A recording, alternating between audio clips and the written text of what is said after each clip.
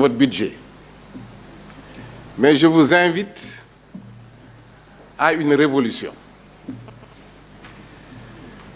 Parce que vous avez un ministère de développement. Et point de développement sans éducation.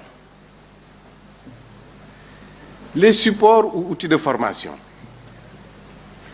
Monsieur le ministre, je vous invite, parce que vous êtes en train de le faire, mais il faut le faire davantage. C'est pourquoi j'ai parlé de révolution. À introduire l'anglais, les nouvelles technologies et les langues nationales. Étant donné que la généralisation du préscolaire est en train de se faire, je pense que la durée de la formation au niveau élémentaire et secondaire doit être réduite.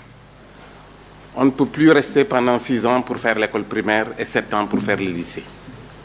On a besoin de réduire ces durées peut-être à 4 ans au primaire et 5 ans au lycée. Ça, c'est une révolution. Les infrastructures. Revenons au lycée d'antan. Ma collègue de Fatick a bien plaidé pour le département. Et moi, ça me gêne d'ailleurs de dire, écoutez, le lycée de Tataguine, je suis de là-bas. Mais en réalité, ce que nous avons n'est pas un lycée.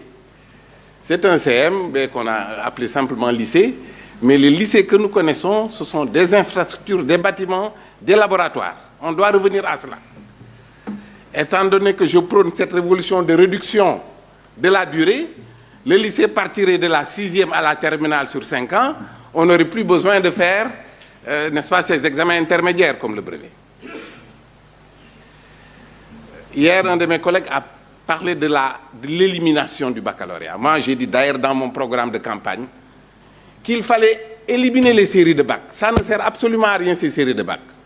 Parce qu'on va se trouver avec 70 à 80% de bacheliers littéraires et 20 à 30% de bacheliers scientifiques.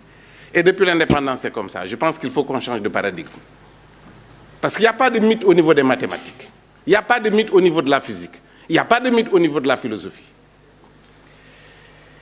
Et là, je saute d'ailleurs sur ce point pour dire que vous avez souvent des problèmes de professeurs de philosophie et des professeurs de mathématiques. Mais ça ne peut pas s'expliquer. Qu'est-ce qu'il y a de diable dans la philosophie, monsieur le ministre Si, le philosophe, vous représentez, n'est-ce pas, les institutions. Mais qu'est-ce qu'il y a de diable dans les mathématiques? C'est simplement un problème de volonté politique. On ne peut pas se développer dans ce pays sans ces matières. Les personnes frappées de handicap, ça peut vous sembler certes paradoxal ou même utopique. Je récuse des écoles pour les handicapés, pour les personnes frappées de handicap. Ce sont les écoles qui doivent s'adapter aux handicapés. C'est ça le paradigme. Les écoles doivent aller vers les handicapés, en termes d'infrastructures et en termes de curricula. Et c'est là où je vais terminer, monsieur le ministre, c'est au niveau des syndicats.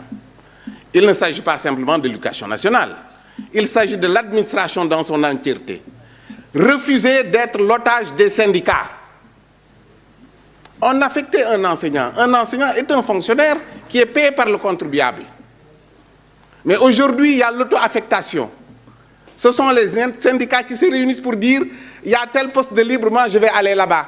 Et pourtant, c'est nous qui payons ces enseignants.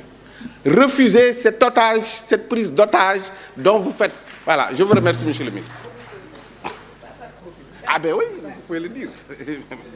Ah ben vous êtes libre. Je vous remercie, chers collègues.